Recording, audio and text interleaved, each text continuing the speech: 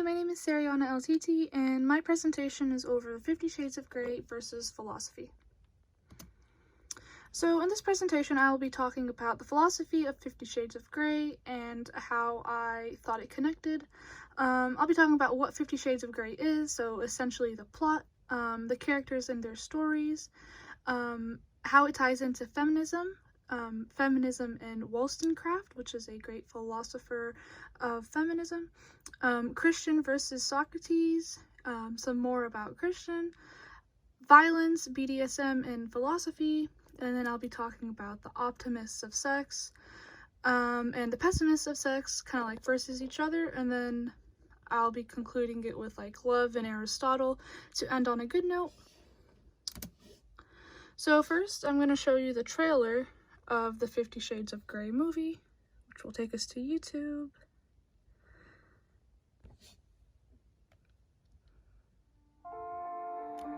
So this is just an interview for the newspaper. I just have a couple of questions. Mr. Grey will see you now.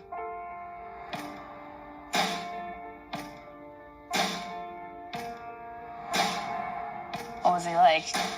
He was polite, intense, smart, really intimidating. Do you have any interests outside of work? What about you? I'd like to know more about you. There's really not much to know about me. Look at me. I am.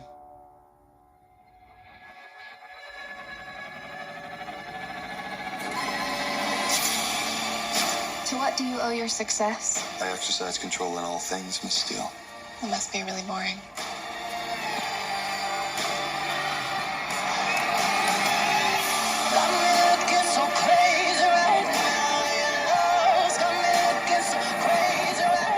I'm incapable of leaving you alone. Then don't. I had a rough start in life. You should steer clear of me.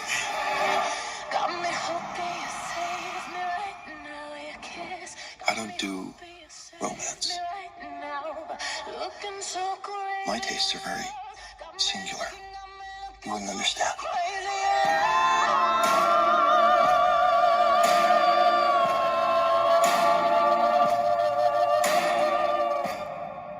Enlighten me then.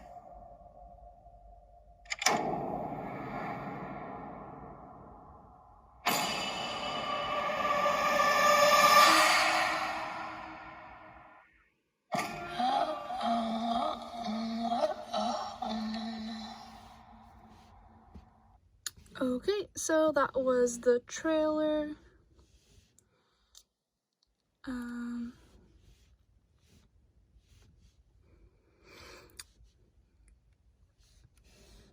Okie doke. So, to continue from there, I'll start with what 50 Shades of Grey is. So, 50 Shades of Grey is the first book of the trilogy by E.L. James. In this story, love is a complicated matter with the main characters. Anna gets more than she bargained for with her relationship with Christian. This book slash movie is known for its controversy because of its talks of taboo concepts like sex, BDSM, violence, and of course, feminism. So even though there is consent in the plot, there is the issue of violence throughout the art of BDSM in their relationship, which is eventually how their relationship meets its demise. Even though the book and the movie are the same plots, there are some differences between the movie and the novel. That often happens when a book gets made into a movie. So like some parts of the book end up getting cut from the movie due to their grotesqueness. For example, the period sex scene gets cut from the first film, and though some fans missed it, most were surprised that this risque scene was cut, according to Silva in 2020. Many fans and readers believe that this had a lot to do with the topic of feminism and violence, and just respect towards women. So the characters, Anna and Christian, pretty much the whole movie is about them and how they meet through a interview that Anna goes and does for her roommate, and then they eventually end up falling in love. Anna learns quickly that Christian is different and his terms of relationship are stranger than what she may be used to, Once Anna learns about Christian and his BDSM and his issues, she signs the contract to be in the relationship with him, even though a lot of it is him controlling her in many aspects more than just a relationship. She realizes sex is something more than just an affectionate and intimate part of him, and struggles to understand him in his ways, why he is, like why he enjoys inflicting pain. When Anna asks Christian to show her how far he can take his kink and just how bad it can get, she realizes he was getting off by the pain he was inflicting on her, and this ends up scaring her off, and she realizes that she could not be with him, which is pretty much how the movie ends. Anna realizes that as a woman, it is hard to love a man who enjoys inflicting pain to anyone, especially a woman. This leads to our topics of violence and feminism. So, basic here is what is feminism? So the topic of feminism is a big topic when it comes to the controversy of 50 Shades, but what is it? Feminism was first introduced in the 16th century, and feminism is essentially a branch of philosophy in which women advocate for equal rights or gender equality.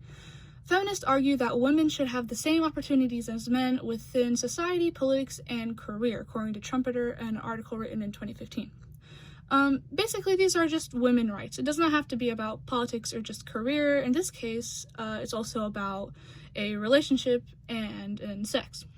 Great women of modern times like Oprah or Beyonce really owe women before our time like Mary Wollstonecraft and Simone de Beauvoir.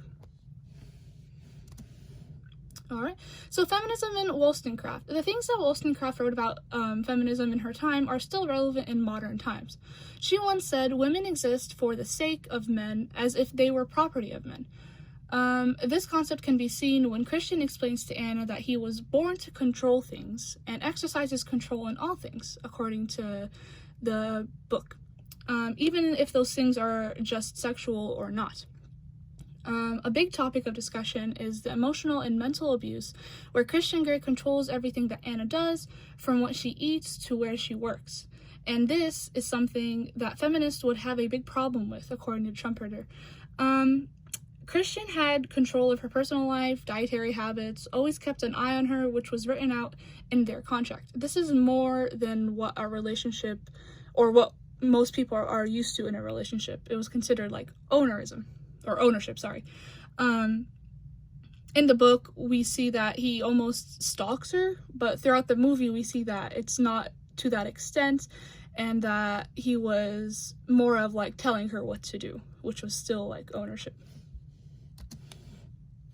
So moving on, I wanted to compare Christian to Socrates. So Christian is beautiful. Anna repeatedly explains his overwhelmingly good looks from the moment that she meets him.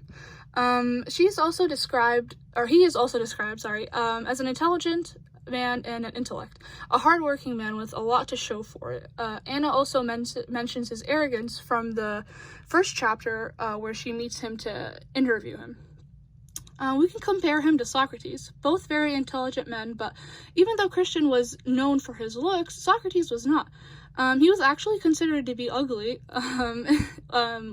and his unattractive appearance contrasts with his intelligence, or his intellect, sorry.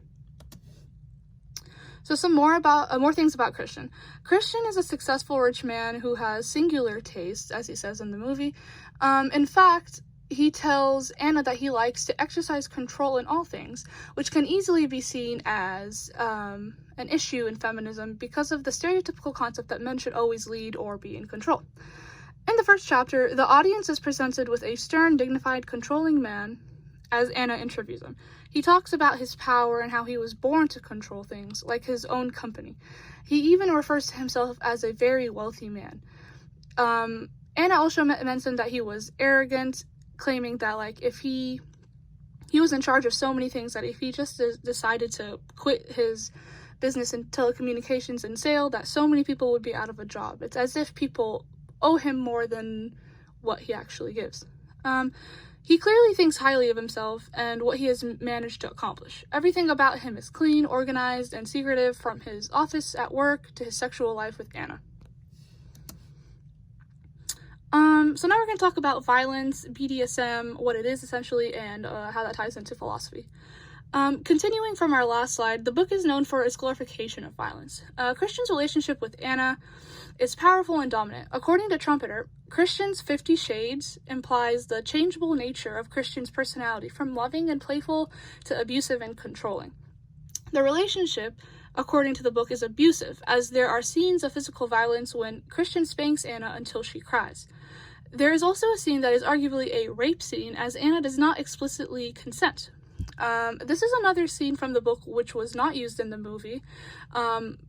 Pretty easily to understand why. The issue of physical violence and even rape are more stereotypes of how men are often forceful with women and use their power to take advantage of women. This quote here, we see, consent is crucial because it transforms an otherwise wrong act into a permissible one, according to Helwani in an article from 2018.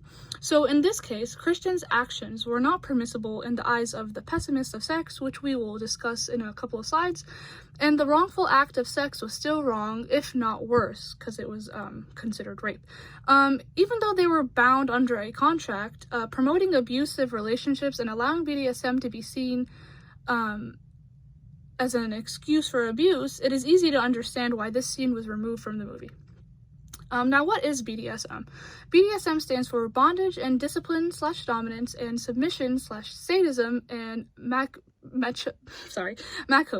BDSM can be seen as a glorification of sexual violence, but it is also known as a phenomenon closely connected to fantasies, memories, and longing, and enabled through flows of desire, which is why consent is so important, as mentioned previously. In this case, if desire is so important, we should consider the words of sexuality philosopher Irving Singer. Though at times people may be used as sexual objects and cast aside once their utility has been exhausted, this is not definitive of sexual desire. So now we're going to talk about the optimists of sex, like Plato and Russell. So optimists perceive nothing especially obnoxious in the sexual impulse. They view human sexuality as just another and mostly innocuous dimension of our existence as embodied or animal-like creatures. Sexual optimism claims that although sexual desire can be morally dangerous, it need not to be, and it usually not. They agree that its focus is on the body, but do not see this as a problem. Sex intimately and pleasurably brings two or more people together. As mentioned in the previous slide, violence has a big part in this book, and lots argue on whether it is truly violent or just a form of sexual oppression. 50 Shades was sexually liberating for a lot of people, particularly women. Although topics of violence and BDSM are talked about, this does not mean that it came from psychological or mental issues. In fact, a study showed that women who had such fantasies did not suffer from mental problems and were not submissive. What is more, those women were more dominant, self-confident, and independent than the rest. The respondents with the lower social impact had more rare sexual fantasies of that type, according to an article in 2016 by Coker. On the other hand, pessimists of sex like St. Augustine and Kant talk about pretty much the opposite. On the other hand, even though sex can be liberating, some philosophers like St. Augustine and Kant thought otherwise. They were considered pessimists of sex. Pessimism considers sexual desire morally dangerous and threatening to our rationality, while optimism views sexual desire as generally benign and as bringing people together. Pessimists of sex, like Augustine or Kant, perceive the sexual impulse and acting on it to be something nearly always, if not necessarily, unbefitting the dignity of the human person, as well as a threat to our own humanity. So clearly they thought really down about sex, which is something we see a lot in modern days still. Topics like sex in a book, even being made into a movie, was so taboo when this came out in 2015. Kant thought that the objectifying nature of sexual desire makes it unique. If virtue ethicists are right, actions can be right and wrong because they are sexually temperate and intemperate. So here we're going to talk about love and Aristotle to try to end on a good note. So overall, this book is about love. A strange love, but a love nonetheless. According to Philosophy News, we see two important elements that compromise the Aristotelian view of love. self-love, and doing good for the other's sake and for no other reason, according to Pimentel in an article from 2011. In this case, we can tie Anna leaving Christian at the end of the book as a form of self-love for valuing her rights as a woman and understanding her limits with Christian, or pretty much putting herself first, realizing that this relationship was toxic or just not for her, and then leaving. However, Aristotle's focus was what is best for the other, not simply what is best for ourselves only. So we can see this through Christian's actions towards Anna.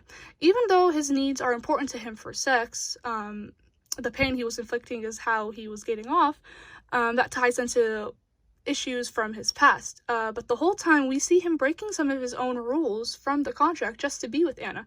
In the book and in the movie, also, we heard it in the trailer, Christian tells Anna, "I'm incapable of leaving you alone." So to conclude, this book is clearly not for everyone. I read this book for presentation purposes only, but not only kids, teens, or young adults, but even some adults cannot grasp the idea of BDSM and Anna and Christian's story. Thankfully, the story did not end here. In fact, James went on to write 2 more books that explain why Christian is the way he is and the meaning of his ways of BDSM and sex. So she pretty much went on to delve into his past and childhood. But it is really interesting to be able to take any concept, one as taboo as sex and fantasy, and be able to tie it into philosophy and what the great people before us thought. So here's a picture of Christian and Anna, and here are my works side. Thank you.